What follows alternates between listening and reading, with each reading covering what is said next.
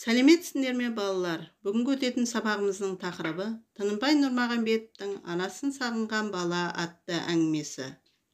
Сабағымыздың мақсаты әдеби шығарманың жанрына қарай фабуласы мен сюжеттік дамуын сипаттау. Танымал қазақ жазушысы Тынымбай Нұрмағамбетов 1945 жылы қазіргі Қызылорда облысы Жаңақорған ауданы Қосүйеңкі ауылында дүниеге келген. Алғашқы әңгімелер жинағы 1971 жылы «Қауын иісі» деген атпен шықты.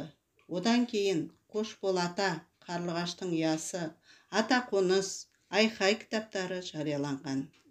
Тынымбай Нұрмағамбетов «Табалдырығыңа табын», «Жоғалған көл», «Кемпірлер үкімі» пьесаларының, «Тырналар ұшып барады» телефильмі сценарийінің авторы.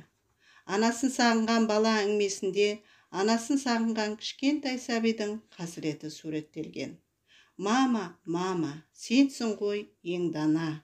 Мама, мама» деп анасына деген сағынышын жеткізеді.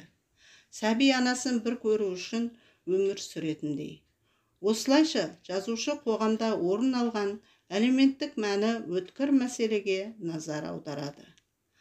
Ал енді балалар, шығарма мазмұнымен танысып, төмендегі сұрақтарға жауап береміз.